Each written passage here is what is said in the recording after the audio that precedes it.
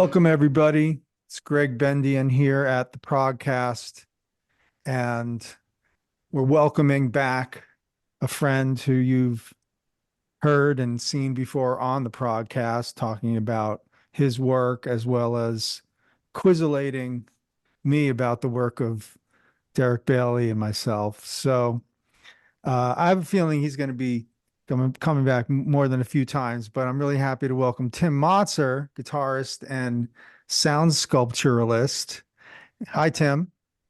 Hi, Greg. How you doing? I'm doing good. I um I was definitely thinking about our new album as we got ready to do this and thought it would be something different to try to give a taste of a current project as well as talk about the process that we had in making this duet project between guitar and orchestral percussion. Something different for me, certainly in terms of the sound world, improvising in that sound world, but not unfamiliar to me in terms of instrumentation. But we're going to get into all of that. I think, Tim, you had a good idea. We could talk a little bit about how we first met. Oh yeah. Well, that's interesting because I know you and I have talked about this a little bit, but I was always, I was a fan of yours a long time ago because I saw you play multiple times with the band The Musical Box.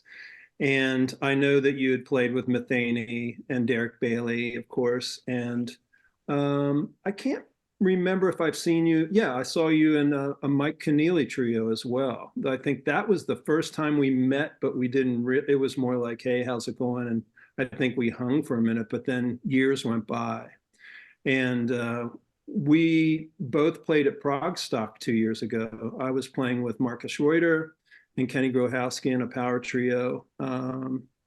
And we played our set opening for Stickmen, and it was just a banger of a set. I remember it really well. And we came off stage, and you were backstage making coffee or something. I was like, Gregg Bendian. So we just met, and it was like I had been watching a lot of your ProgCast shows.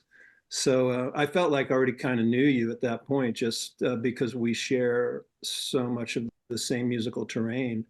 And so, we ended up hanging out at ProgStock, which was great, Right. and talking about maybe we should play sometime. And I think it just went from there, really, right?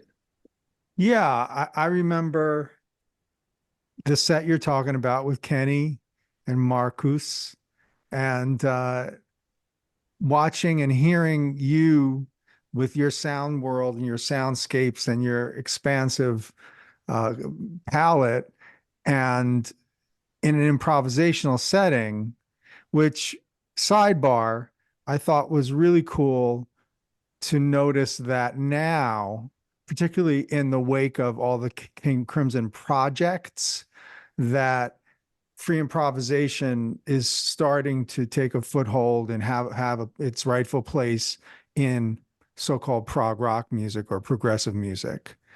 Cool. Yeah. And when I noticed that happening with your trio with Kenny and Marcus, it already got me thinking. Like, Ah, because I'm always like, if I'm listening to something, very often I'll think, oh, you know what I would do here? I would try something here. This is what I would do here. That's really cool. Maybe I should try something. I'm kind of like improvising to people improvising. And then I remember I was backstage doing something. It might have been wine, if not coffee, but you I, came by. You came by me after you played, and I said to you, "Hey, man, that was a really cool set." And you said, "Oh man, I've been a fan of the podcast since episode one," or something like that. yeah. Yeah. I think you were asking me which my favorite episodes were, which I can't remember now, but there's so many at this point. But certainly the Andy Partridge and it just goes on and on. But yeah, it was a great meeting, and for me it was just like it's one of those things like it doesn't always happen when you meet someone, but it just felt like boom, like we're immediate friends, or there was immediate chemistry even in our meeting and dialogue and hang. So that was cool. It just from a standpoint of making a new friend or connecting with a new friend. So that was great. Yeah.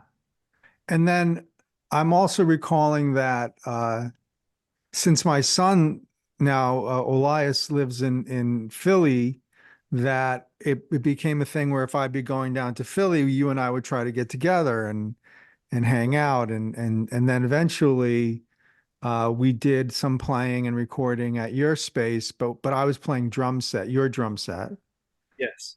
and maybe my cymbals, I think my cymbals. And I just remember that when we started playing, it was working, but I also had the nagging feeling that, oh, I don't know if drum set really works Yeah. in the context of what Tim is doing, because you see, I hear you're playing and I hear it being very orchestral, I hear it being a combination of forces, layering. That's why, I tend to think of things from the standpoint of forces, right? So what are Tim's forces that he's bringing to bear in this situation? What could I do that would be maybe surprising, but also just leave enough space for the other guy?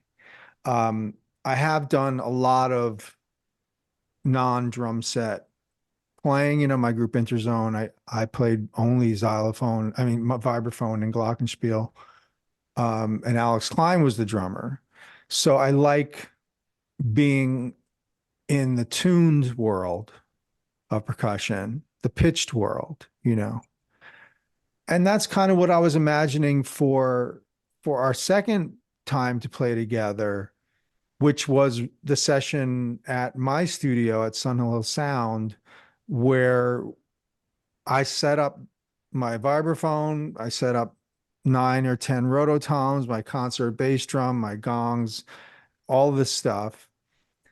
And I just felt like this is the orchestration that will work best with what Tim is playing. And I don't even really know why, but I know that it just made sense to me. Oh, not drum set, but Yes. percussion. Yeah. I feel like you sensed something right away, and one of the things that I really appreciated was how you kind of identified my playing as orchestral, and I think it truly is. But I also think of it as textural soundscapes. It's an investigation, and I think it was also the idea that we were trying to have a conversation or a dialogue, and coming from your point of view, looking at it more as an orchestral kind of thing, really, where you wanted to bring orchestral bass drum and all the medals and tuned percussion and the rototoms to this, to open it up into, to me, this is really a new kind of thing that I haven't um, been privy to at this point. I've played with lots of drummers in Mm, duo creative settings, but this is the first time that I've ever had the opportunity to play with you, and then also in an orchestral percussion way. And I think it really lent itself so well to the session that we did. And it just set up in my mind almost like its own pathway. And it's just the beginning, because that was like really just our second session. And I know that we played the Falcon also this past year. That was our first live gig, and that was pretty successful. mhm. But the idea that this is just beginning is really exciting, because we've already dove off the cliff, so to speak, and it's pretty deep, evocative music, and I'm really digging it. So it's really exciting. It's very exciting. The album's called The Eternal. It's available at 1krecordings.bandcamp.com. We'll play some snippets and talk about some of it definitely during our time together here. Um, you put me in mind of a concept that I've carried through all of my improvisational encounters, which is that I change my forces up. So I change my palette up. So I take things away. I Yeah. replace things with other things. They're like the Richard Leo Johnson record, Who Knew Charlie Shoe. I didn't use any instruments that I couldn't find in a junk pile. That's So, cool. that was the limitation. And the limitation, I hate to say something that might be considered old hat, but the limitations free you. And I've always felt that as an improviser, I'm also spontaneously composing. So I tend to think in terms of form. How long should I do this? How long, when's the time to stop? I listen to the other person, how they change what they do. Will I keep going? Should I change with them? Because I think my hearing, my listening is probably my biggest chop. Both of ours, that's where it is, right? The And listening. listening chops, I've always pushed that with my students. I push that with everybody. It's all about like split second response to what you hear and how that'll affect your choices. We call these strategies, and there's all sorts of ways of looking at it, but definitely a strategy for me is limiting to, okay, this piece, the opening piece, just vibraphone with bows. I'm only going to play long tones. What am I Yes. going to do with that? Because I want a fabric. And I Yes. know that you're a very legato and very long tone and kind of slowly developing things player. So what changed also was, oh, my perception of time now is we've slowed things down. Yeah. We're going to linger here. Mm. And each zone, sonically, texturally, we really kind of made it either a quick moment that might go by, or it could be a moment where you're just going to sit in this space for a bit and have a look around. Because I think of these pieces as very textural, very visual. Your cover painting for the album, it captures the essence of the music very well. So that's Thank something people should listen to that album cover. They should. But that's the idea, to kind of bring the visual with the sonic, and it allows people to find a way into the music, hopefully. That's the idea. And it's interesting because this music is extremely cinematic. I wouldn't call it an ambient record, but we could certainly utilize that word ambient, because it's also much more uh, disturbing or challenging at times too. There's a lot of dissonance and things that happen. So it's really like a movie soundtrack, but we don't have the film. It's really dense and heavy at times. And uh, when I think back to that session, I just remember being so deep in the music. We kind of started and we were in it. Um, at least I felt that way. And we would finish pieces and then go on to another piece. And sometimes, we would play for 30 minutes straight without stopping because it just kept moving somewhere, and we would find an ending. And I just find that way of working just amazing because the the forms do show up. They did show up in this music, and the movements showed up, and the melodies showed up. And it's a beautiful way to create, when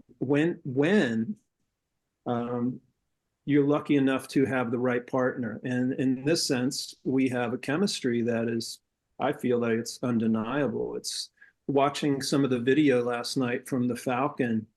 Um, I was just watching how, basically our interplay, how it was happening, how it was going down, and what might be an impulse that I would see you like suddenly go from bowed mallets and go to rototoms or something like in a split second. Then you'd be back to, you know, um, the vibraphone, and it was just like, wow, that was so beautiful that you heard that, and it was just everything was coming together essentially. But it's just that deep listening, that's what I perceived anyway watching. Deep listening for sure. Um, Surprise. Yeah. development, contrast. Uh, these are the things that people get tired of me saying. But you mentioned uh, soundtracks, and the first soundtrack that I ever heard uh, changed my life, and that was, again, I've talked about this a lot on the program, but seeing the premiere in 1968 at the age of 5, the Planet of the Apes film with music by Jerry Goldsmith, Wow. which really puts it into another world. You have that movie, but you don't have that vibe without the Goldsmith soundtrack. And for those of you that know the soundtrack, there's a lot of really cool percussion and pots and pans and different types of processing, electronics. Sure. And so I think at 5, that already set me up for, okay, what is the sonic scape for this particular mood? And I like the lingering. I mean, look, how much fast music can you play in your life? You know, when I finally got to 50 and I really developed an appreciation for Morton Feldman and Takemitsu, I saw a different perception of the passage of time in Hmm. music, Sure. also Messiaen. And so I think this is an area of percussion that I always try to bring to my bands and to improv. And certainly with Derek Bailey, I change setups all the time. On Banter, it's pretty much a different setup for every piece.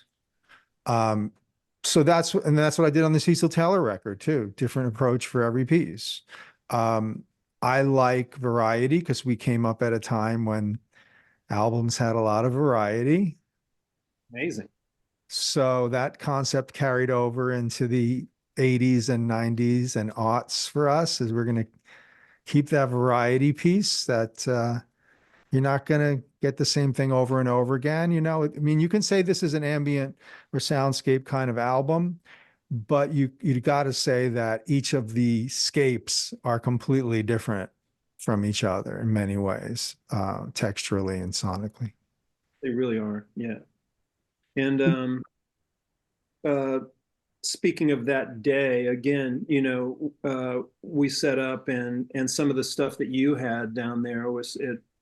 I mean, it was basically, your studio. So it's like 2 drum kits, maybe vibraphones and mallets and marimbas and gongs and cymbals everywhere. It was like a percussion. Um, I mean, just an extreme percussion studio. I just love being in there, and it, there was a lot of wonder going on that day because it was like we had Matt down there recording us, and all the mics were set up, and all we had to do was just concentrate on the music, and we didn't have to really worry about anything else, and it was really great. Um, That's and true. I, That was made possible by Matt Stober, our yeah, fearless producer, and my collaborator, Made of Water, who did capture the recording for this day. Yeah. oh yeah, and he did such a great job, and I just remember when we finished, we kind of looked at each other and we're like, think we're done. That's my memory. And we went outside and it was like, wow, what just happened? It's one of those things that happens from time to time when you're with the right person or the right band where the chemistry is just profound and you hit on a moment and it sustains through the afternoon or through the session. And our session, it was just there the whole time.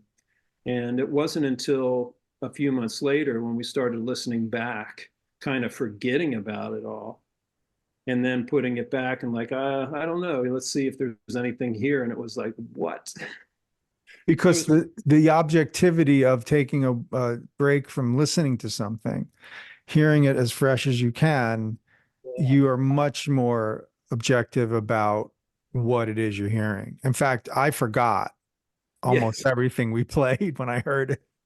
I think that's a great way to go anyway. Like when you record is record the stuff, get finished with it, and then forget about it. And it's been a year's time. We did that in last January, We 23. did. Wow. It took a whole year, and you know, many attempts or many starts and stops in the mixing process, and just finding the material, listening, you know, so many hours listening back to it and finding the material. It's like, where is it? What is it? Oh, here it is, you know, and really getting into all the layers, all the microphones. I mean, there were many mics on all of your stuff, and I had 2 guitar amps, and I think I had a direct feed as well. So it was a lot of channels to check out, a lot of groups, and that was really fun. But also, you know, I feel like that was a whole other thing of getting into the zone with that recording, and you know, we sat and listened to some stuff on a particular day, and had some strategies and sound and what we liked. But from where the mix went from that day until where it is now, it's profound to me. Like, and all that was buried in this recording, you know, and across all those tracks. Very exciting. Well, let's give people a little taste of the opening track, Beneath the Hollow Ground, and then we'll talk a little bit about what's going on there. That sounds good.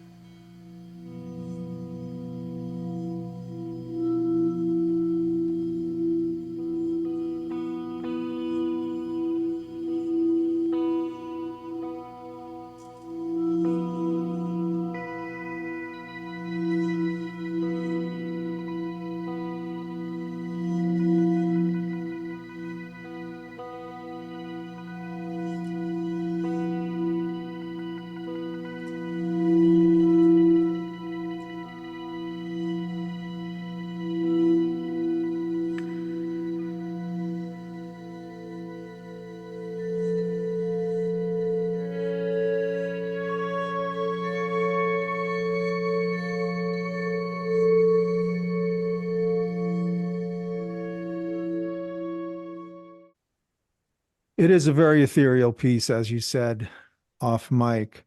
Um, but I think that one thing I would really want to say about that piece is it reflects this interest I've had since 88 or 89 of bowed percussion and eliminating attack from some percussion instruments, because bing bong all the time doesn't really work for me as a composer. You know, I want to hear long tones. Um, I think Stockhausen has definitely been part of that. You know, the idea of hearing tones, long tones clash against each other and move away from each other, and then form consonances and dissonances and passing sounds that really I'm sustaining wide intervals. That's Sure. another thing, you know. So the vibraphone sounds good with wide intervals, but it sounds really different when you're playing close intervals with the bows. So I knew that we were going to do one of these kinds of pieces, because I knew if I started playing with the bows like that, you'd know, you'd bring out the E-bow, or what did you bring out for that one? That's an EBow, and there's a lot of multi-looping on that piece as well, with micro loops and longer loops, and building densities of long tones and sounds, sonic areas, and all that stuff was beating, like the dissonances and the consonances that you described. Talking about Stockhausen just then is like talking about this piece, and that first piece, even though that excerpt was like a minute and a half or whatever it is, you know, that's a long piece. It's like 17 minutes, and it's the first track of the record, so it's the first introduction of like, wow, what is this music, and what are these guys doing, and where are we going? This is an interesting ride. I found it really interesting too, when we had our listening party on Bandcamp. I think that was last week, or maybe it was 2 weeks ago. And the people that were on board were, I didn't know what to expect really from the audience, but everybody was blown out and they really dug this album and loved the ride. But the fact that they were in it from that first piece, that was really exciting. Like they took the ride. And Well, see, that's the thing. That's why, and that wasn't the first piece we played that day. that's But when right. I heard that piece, I thought, this is the opening, this is the gateway, this is the doorway into this new world that we're trying to create in this new universe of sound. It was the most clarity, I think. Now things, get more and more, as we were saying, disturbing in different parts of these tracks. And of course, the final track, title track, um, is really uh, it's it's going to bring all of those different sound worlds together. Sure. All of the drumming, tuned vibraphone, glockenspiel, bells, uh, and then the rototoms tuned to a D Lydian scale, I believe, and then uh, then bringing in the bass drum, and the bass drum has a huge note to it, uh, like almost like a taiko kind of gong drum. Like, oh yeah. And that's another interest of mine too, is that, I grew up listening to all of the None Such Explorer recordings, and they were hugely influential. And then, of course, listening to how Takamitsu brought Japanese music to Western classical, or Tan Dun, or these composers who are East meets West in the most beautiful sense. Um, it's a different approach to the role of the drum, and the drums, very high pitched drums, and you have very low pitched drums, and like tabla, um, what is it called? Tabla Tarangula, where it's chromatic scale of tabla. That's Yes. another interesting thing that I got into, is the tuning of the tabla, and then having that idea, oh, I can do that. I can never play tabla, but I can do that on rototoms. And that I did that first on the Made of Water record, Hydrosphere. And then from that point on, I just been collecting rototoms. You can never Well, have too many rototoms. you over here. I have to dig those out sometime. Yeah, one can never have too many rototoms. Uh, although I don't know, some people feel they're like they're gone, they're the other day. But I ask you, like, what was the tuned percussion instrument in terms of drum sounds that replaced it? Not that I'm aware of anything. I mean, rototoms are so far the best way for us to get pitched drum sounds, unless we're tuning tom toms, etc. But no, this was really cool to be able to do that. Um, have that much drumming and have that much uh, range. The music, and some people have brought this up, having listened to the record, that each piece has a sense of place.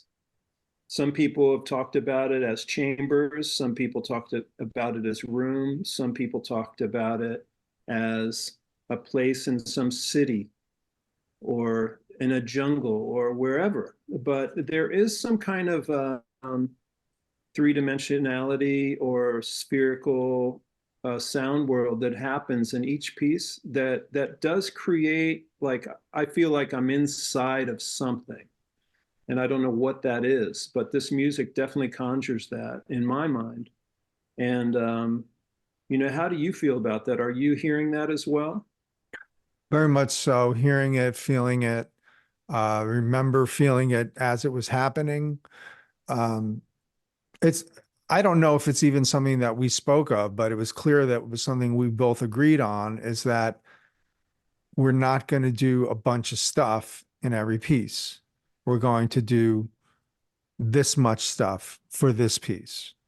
And I'm not going to touch the drums for this piece. And I'm not going to play vibraphone. Now I'll do bell sounds, or just very lightly, very pointillistic textures, which then now get away from the legato that we were going for in other pieces. So you kind of take things off the table, and what do you have left to work with? And I think that, that kind of approach allows each piece to define itself. Yeah, and it's like that kind of contrast too. If I'm in some kind of harmonic, dense sound world that's kind of evolving, and as you're bringing in those metals, it was just a beautiful tapestry going with this. Complementary, I guess I would use that word, complementary, but it was the right thing or the appropriate thing, or maybe that's none of those words. But another thing, Tim, is I also have always had the ability to lay out. Hmm. When Starless and Bible Black came out and Bill Bruford was credited on Trio for admirable restraint, that did not go over my head. And it's really interesting what can happen when one stops playing.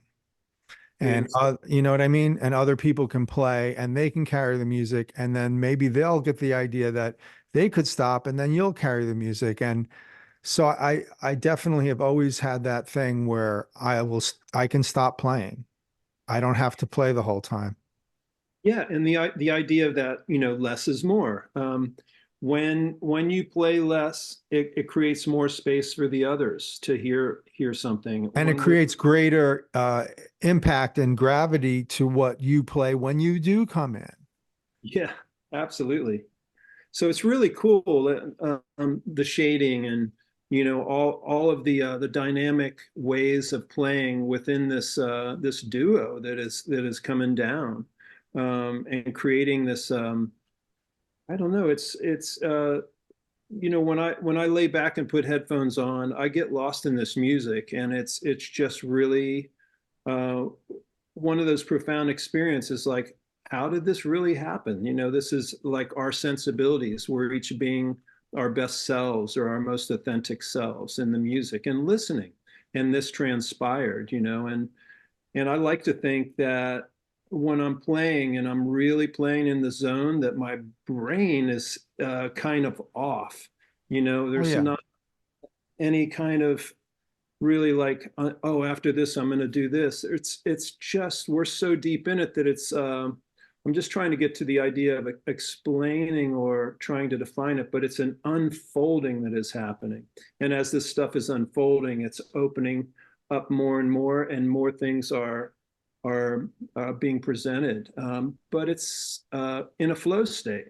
It's I agree with that 100%. And I'm going to throw in a Vinnie Colaiuta quote here, which I love, which is thought is the enemy of flow.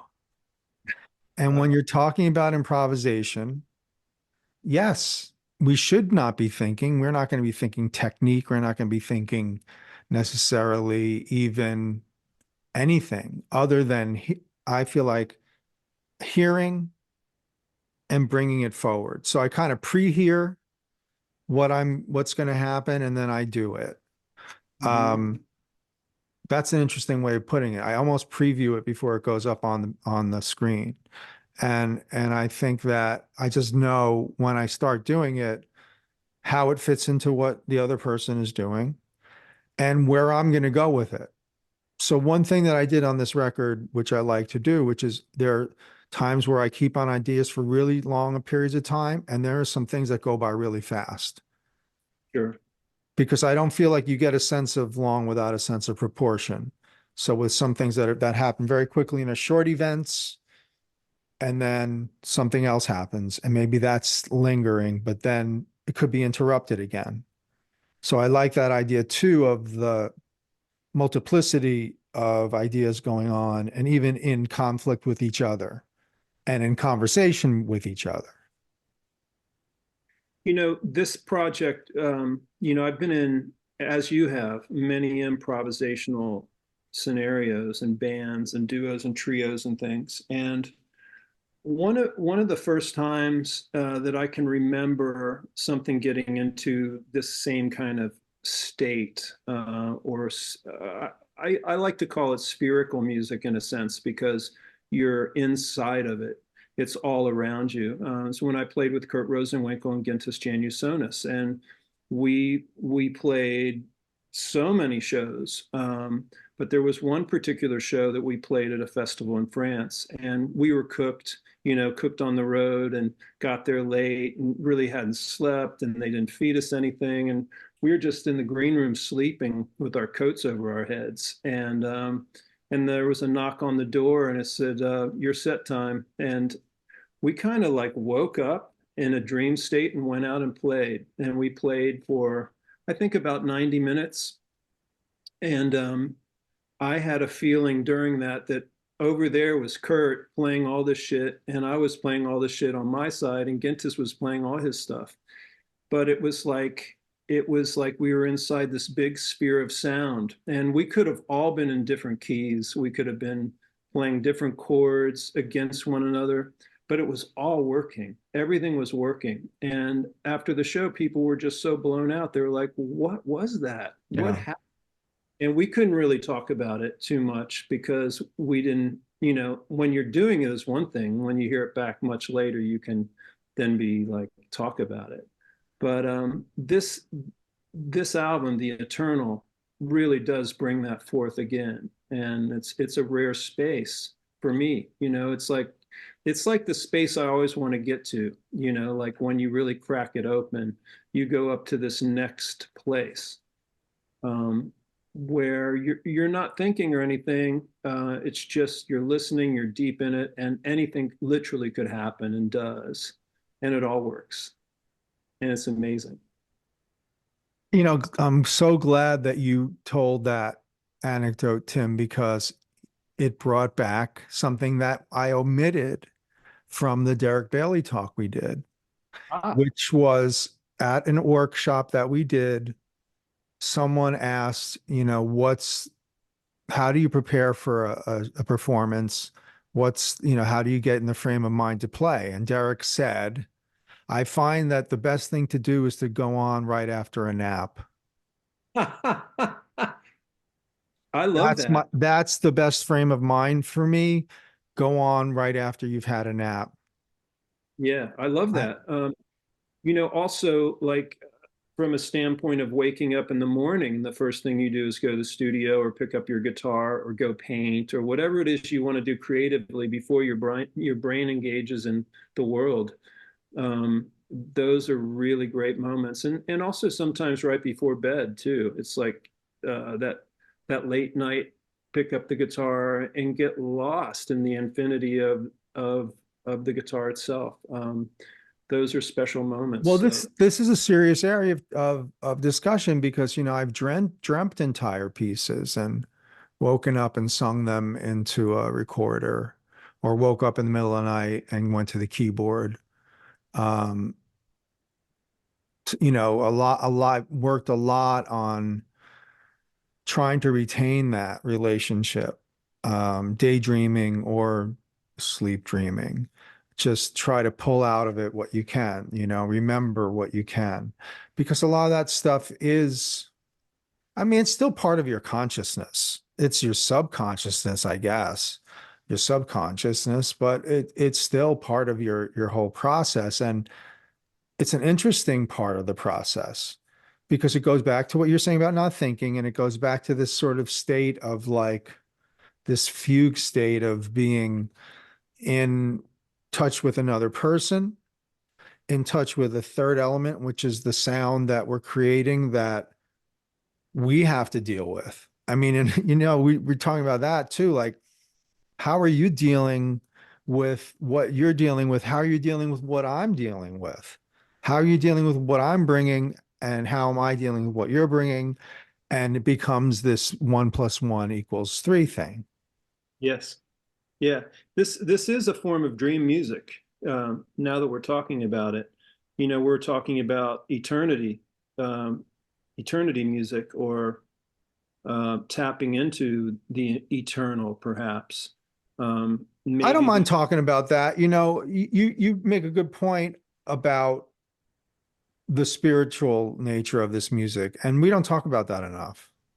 yeah, I find it sacred. I always find that, creating is a sacred thing, to me. And I feel that this is, I don't mean it's church music or whatever that is. But I just mean that there's something really deep about this way of creating, and allowing uh, the music to come through to each of us, and we're sharing that. It's I think the zone could be discussed as a dream state almost, when you play.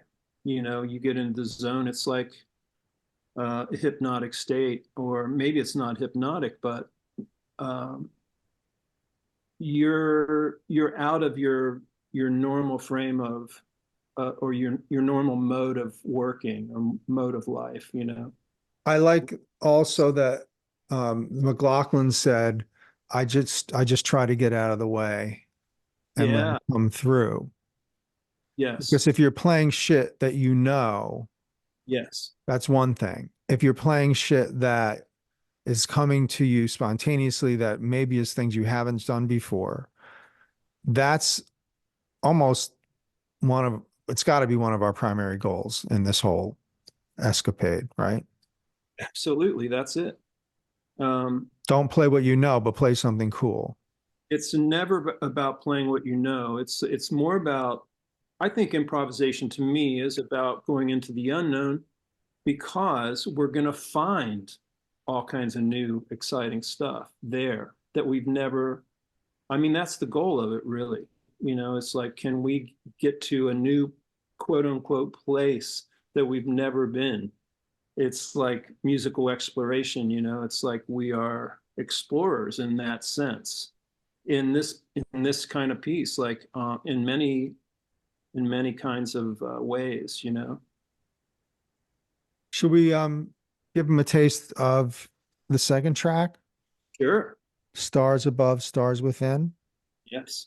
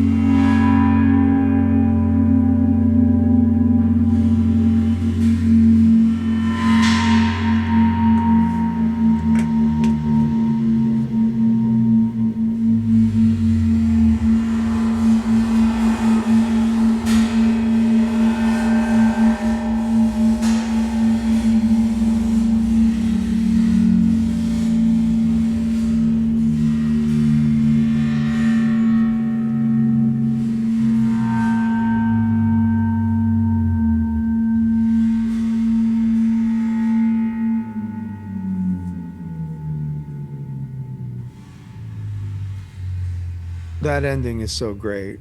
Um,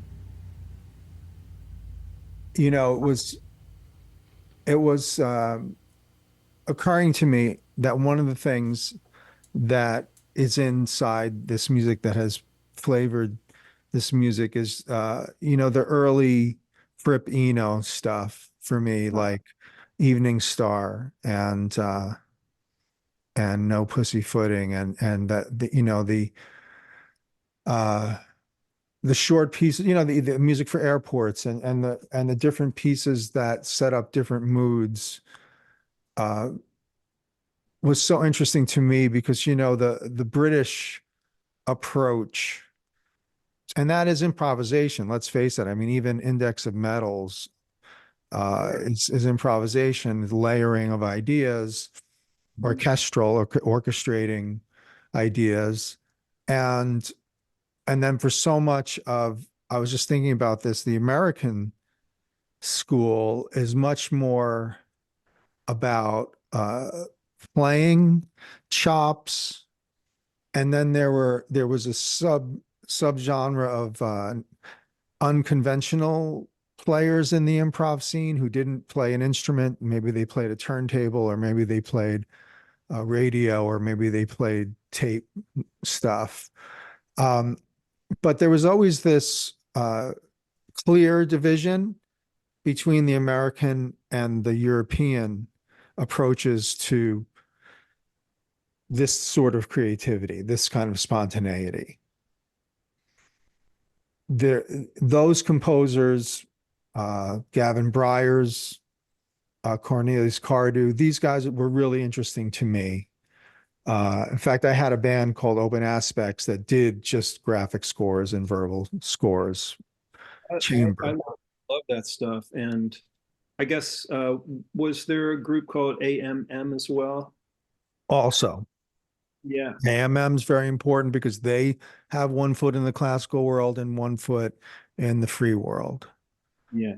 And And I've always been interested in the guys who were sort of like me, that had some classical training, had classical background, and were able um, to say what the join was and what the differences were. And what can I use from this? And I mean, I think we never run out of ideas if we keep looking at everything as being part of the same thing, right? never run out of ideas, really. I mean, I can't even fathom it. I mean, I know there are people that don't understand that, but I just feel like there's, as Mulhall Richard Abrams said, he's like, there's more unknown than there is known. And every time he goes to the unknown, he finds all this great stuff. And if that's true, then it must be that way in life. And I always love that. That's like a life-changing quote for me. It's like the infinity is there, but yet our brains can close it all in. That's huge. So I hear from the listeners who come up to me at the shows and say, I listen to all kinds of music too. And that's why I like your show. And I get the comments in the comments section. I'm into all these different kinds of music that you're presenting on your show. And that's one thing. But the other thing is just like that's the answer to the whole thing. The answer to the whole thing is that you are in if you run out of progressive rock that you're tired of listening to, go to find some weird Stockhausen or some Xenakis or some Takamitsu or Feldman and just blow your mind. Sure. Your mind can always still get blown. That's the great thing about music. It's about art and life, but I'm saying in music, oh my God, how did I not really listen enough to Messiaen? I better make up for that. Oh You my God. know, There's so much music, there's so much heavy music. so much heavy music. Yeah. So in a way, we choose sounds that evoke some of our favorite sounds that we've grown up with, that we've grown with, um, no matter whether it's a soundtrack or if it's an orchestral piece or if it's um, a chamber piece. Yeah, things that we dug in our life or things that made an impact on us, they linger in our subconscious, I'm sure of it, It's and all both. fodder. It's all fodder. Yeah, it's source material. Both of us have listened so much to so much stuff over so many decades at this point that it's Mhm. it's all a blur to me. It's a blur at this point. Um, and it's just always like my favorite thing now is just creating and playing. It's like I love that. And I'll throw on a record, 5 times a week when I'm making dinner, and I'll put on some vinyl and it's like, oh, this is so great, something I haven't heard in a while. And because I'm getting older or whatever, I hear it differently than I remember hearing it.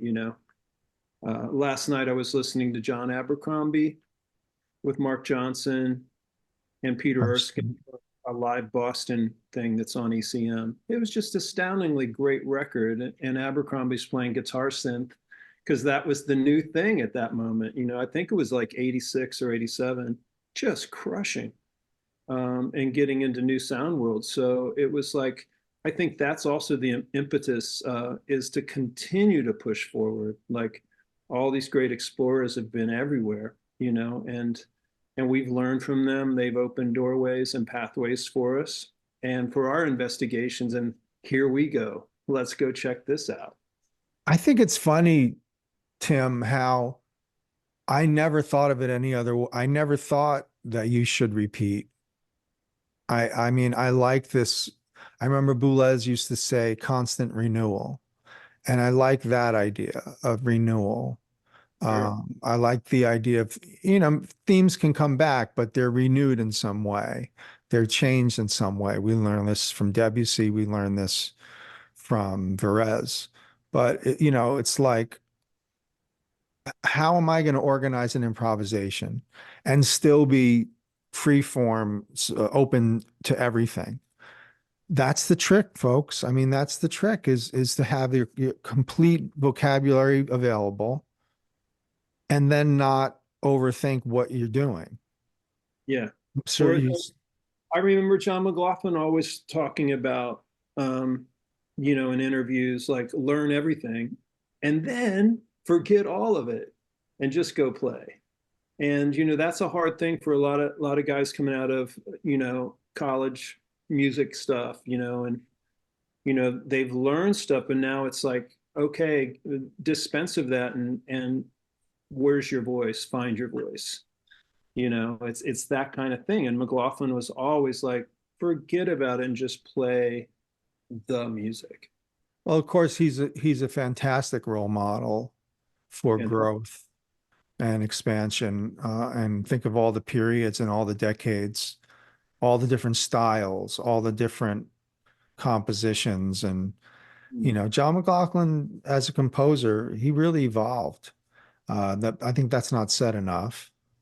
Um, he just turned 82, and his music has, also inspired because for me, people notice this, and I get this, and I laugh when I get these comments, but it's like, you play with a lot of guitarists, Greg. I'm like, yeah, when I look at the list, G.E. Stinson, Zoot Rollo, Nels Cline, Richard Leo Johnson, and more. And then, Tim Motzer. It's just like a simpatico. And I've always loved guitar. It was my first choice instrument, and then they didn't offer it in my school. So I took my second choice, which was drums. So I have this particular interest in how guitarists do things, what's possible on the guitar. Working with Robbie Mangano on the Mahavishnu Project stuff, he has the vast vocabulary. So, you can ask, hey, what if there was a slide guitar solo on Sanctuary and it wouldn't freak him out, because it's all the same thing now. And sure. I realized then too that I've had slide guitar on every Interzone record, and I've used slide guitar in so many projects. I just love it. And I love Jerry Douglas, and I love uh, um, Sultan Khan, and these guys who are playing the It, notes between the notes. it's approaching the human voice at that point, and yeah, the in between stuff that's the blues, right? All those bends and getting the in betweens, that's the stuff that really, electric harp, same. There's all those instruments that don't have frets. It's I like, love it. yeah, and the voice, when you have that kind of expression, you're just going for the full expression. When you can pitch a rototom, you can kind of approach that a little bit too. Yeah. Smearing the notes and Well, I've learned, you can hear this on plenty of my recordings, but I bend notes on vibraphone. I bend notes on drum heads. And, you want, ideally, it would be great if you could have a pedal for every drum on the kit that would then change the pitch. But I haven't seen that developed yet. But if you think about that, that if you could have a mechanized tuning system for a drum kit that didn't suck, that would be something. I Or we remember Tree Lock playing with John McLaughlin in that trio. And during one of these ethereal parts of the concert, he would hit a small gong and put it into a bucket of water. And it would just bend everybody's mind. I still remember that. The whole audience would go, oh, these kinds of things are very powerful, the bend, so, it's just wild. It's like getting back to this track that we just played an excerpt from. One of the things that I love about it is the ending. I'm multi-looping. There's a lot of drones going on, but I started out with 3 pitches, and slowly, as we were continuing, I was turning these drones down, in pitch. And I would just move one knob until it went to another consonant, could have been to another third, and just kept dropping them until basically I couldn't go any further. And that's where the song ends. But there was something that, when we're talking about bending or descending, there's something happening at the end of this tune where it goes down to here and it goes down to there, and it's just gently collapsing. which Something. is something which we listen to, which maybe people have called process music, wherever you hear and something is winding itself out. And again, Yeah. I think of the ending of Index of Metals, where the tape is just devolving, and the signal is just dissolving. And when you hear that, it's so organic that it's sound.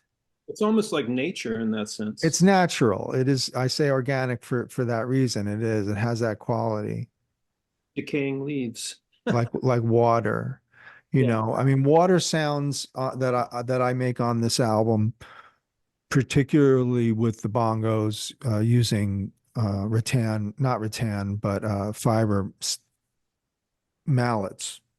Hmm. Um, that's again very much a continuous kind of flowing, changing, oscillating sound.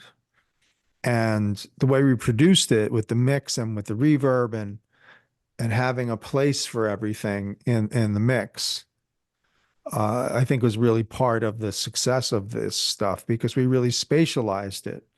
And if this isn't too inside baseball, but we went from, and I think this is an interesting production note, is we went from uh, deciding on stereo field placement of the instruments to separate them, to actually giving them both full stereo.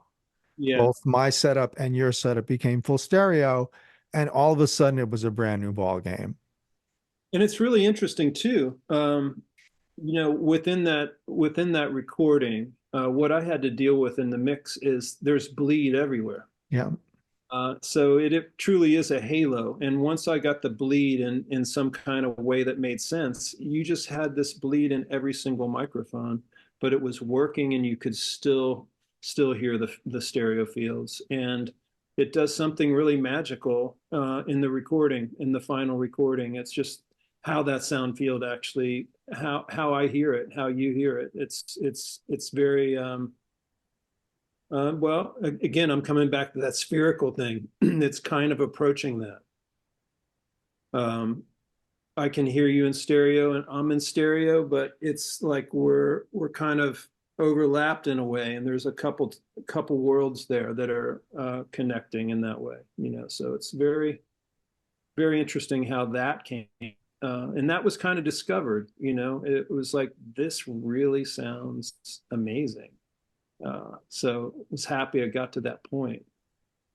Tim, Was that talk a little bit about the next piece, A Shaman Spell. well? I'm gonna look here because I wrote some things about a shaman spell, and it's like One of the things that you were doing is working with mallets on vibraphone and glockenspiel, triangles, bells, and I was doing bowed guitar, um, very cello-like kind of stuff. And Yes. and we kind of had this it's really hard to put this kind of music into words. And we should probably just listen to it, but it's a journey that by the time we get to the end, I think what you're doing really emerges and becomes the lead voice that takes us out. It's really beautiful. Okay, cool.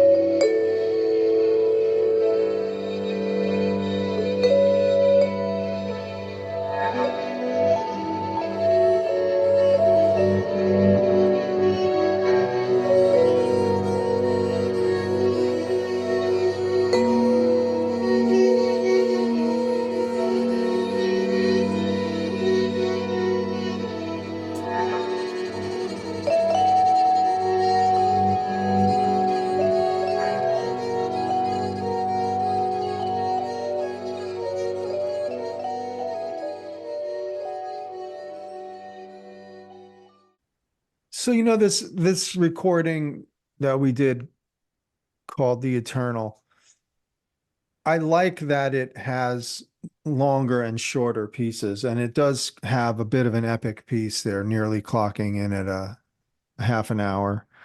Um, and that one I know was really big for you. I felt like that was that was going to open the record if I hadn't brought up, well, maybe we save that. You were so excited about this piece because this was the big piece with all the drum stuff and really all the big action. That's true. Um, but when I realized like that's what it was, the big piece with the big action, that it seemed, best not to start off with that, but better to have it build up to that in terms of sequencing. What are your thoughts? I thought that was a great idea. It wasn't something I was thinking about. I was thinking because I was dealing with the recording from the beginning to the end and how the pieces actually went down. I was just thinking of presenting it that way. And you brought up the idea of like, how about we sequence these tracks? And we've actually thought about that. And I think you know, the way the album is sequenced leads up to the final track really well. And that's the track that really engulfs everybody and takes them all the way away, if you will. It's the big one. And the concert drum makes its appearance finally.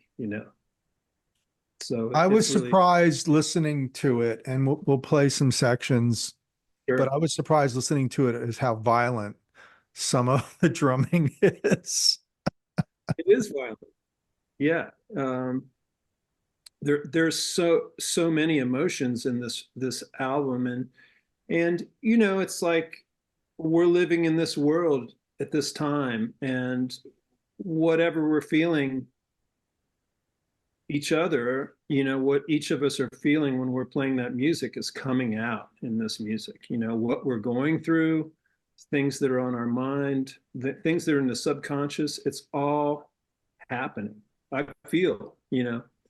And you know, it's the blues in a sense, really. You know, I Yeah. always see blues as the root of everything in my world, anyway. Yeah, it is. It's what we're feeling all comes to bear. Hmm. Maybe another clip from the last piece. Sure.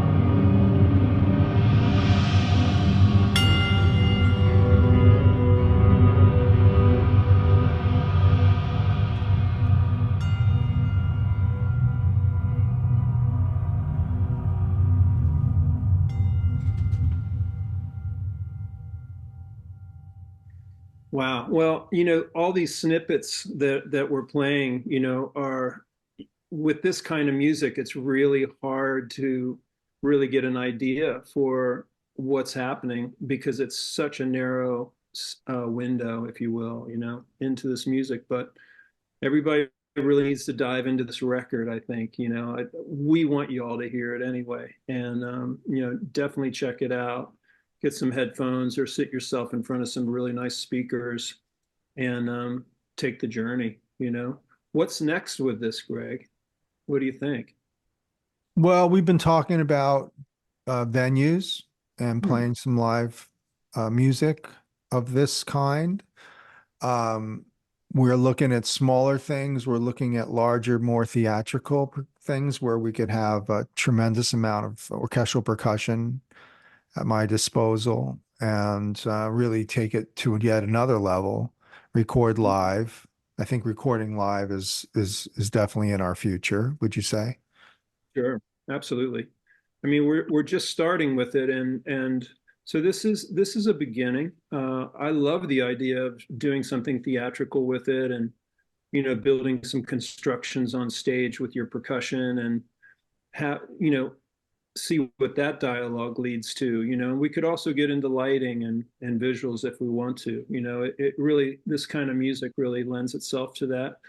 Um, so I look forward to that. And then, also because, I've been dealing with dance for decades, I could see this music um, partnering with a dance crew or something at some point. It could go there, for instance. Yeah, and we're also going to look at it in terms of availability for universities to come in and talk about improvisation and the process and to play concerts and Sure. workshops and all of that. So I know that this is a very mobile, intelligent unit, as one used to say. That we've heard before.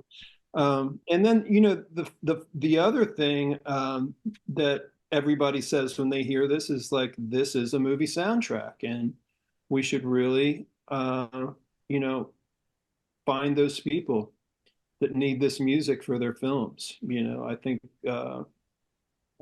or score a film.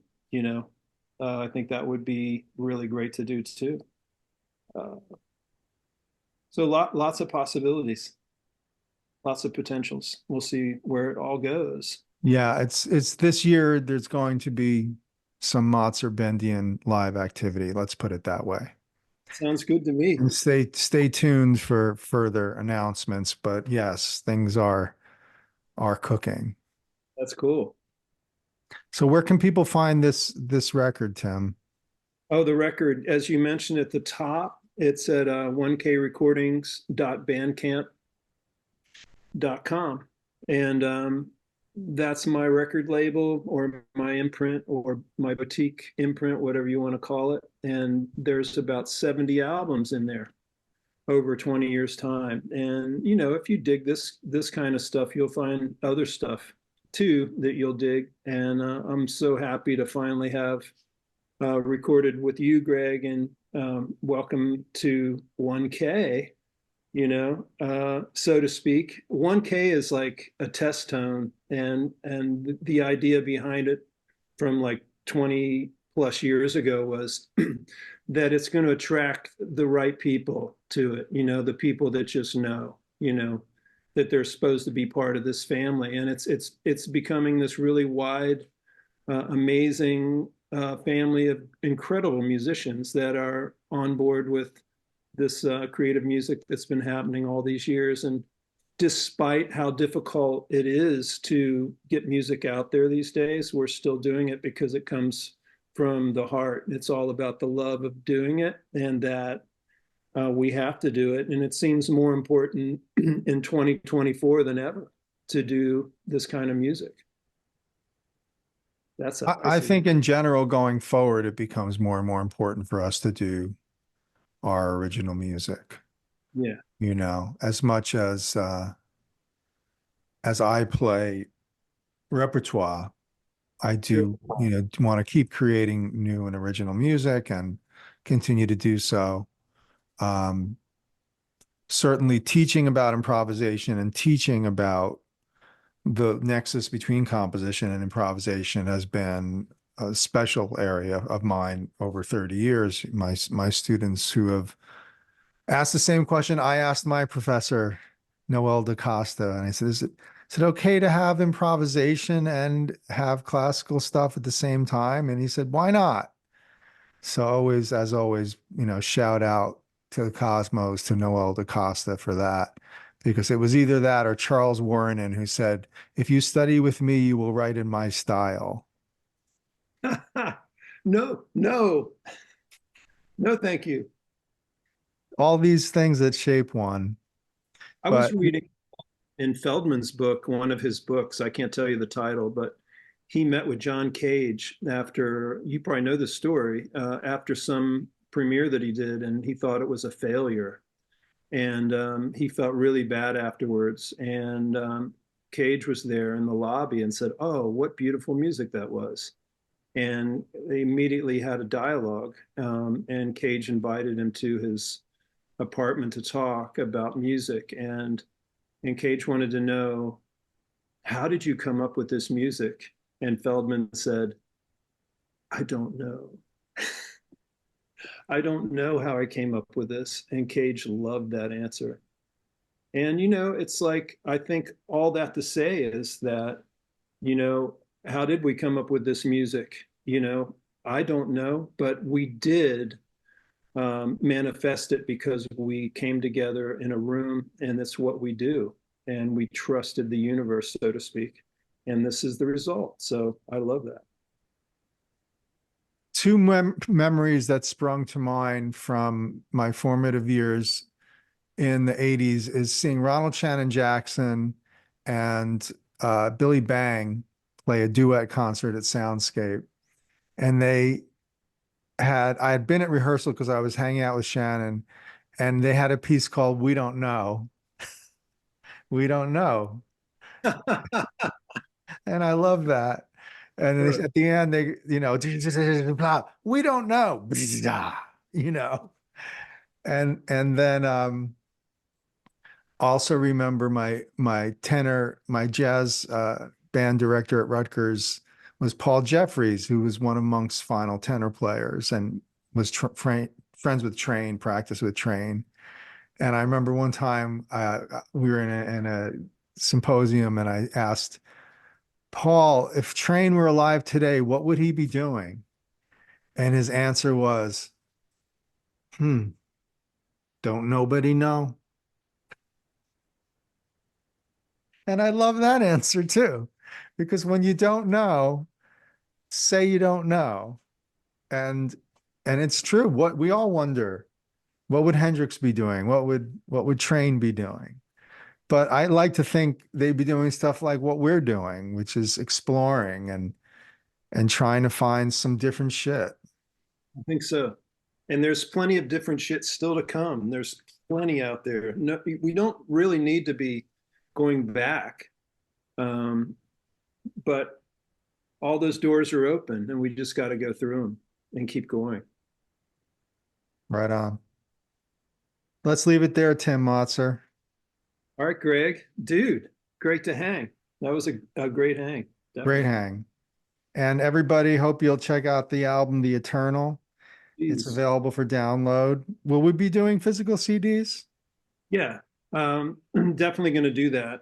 I think it makes sense to look at some live gigs, and as those gigs start, once we start seeing what time frame those are going to drop, then do a run. So I think, I set you up, babe. yeah, I think for sure they'll be coming. So we have the CD coming on 1K, and we also have the download available right now, and it is very high resolution. Yes. And are we releasing a higher resolution version yet, or is there a choice or more choices? You can download when you download from Bandcamp. You can download it's 24-bit, so they'll get that. And I think Bandcamp gives you you can even do 16-bit or MP3 if you want to, but get the high res. That's the way to go. sometimes 16-bit sounds even better. I don't know what it is. It can glue everything together somehow. Yeah. Yes. All heard that. Too Organ, much, too organ, much perspective, too much fucking perspective. just get the music. Just get it in your soul. Yeah. Yeah. Well, listen, folks, it's been great hanging with Tim Motzer.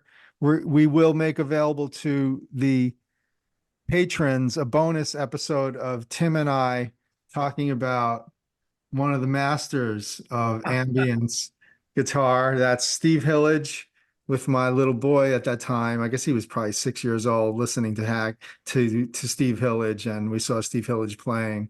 So there'll be some talk about Steve Hillage between Tim Motzer and I, who I know is one of the bigger Hillage fans that I know in my life. Absolutely. Love Steve. Yeah, Hillage is the man. Hope to have him on one day. That'd be So great. thank you, everybody. Tim Motzer, you're the best. This has been Gregg Bendian. This has been the ProgCast. Please hit us on Patreon and help us support what we're doing. And also, we are always on Apple Podcasts and all your streaming platforms if you don't want to have to look at our faces and just hear all this banter and all Yeah, this history. absolutely. All right, everybody. See you next time. Bye.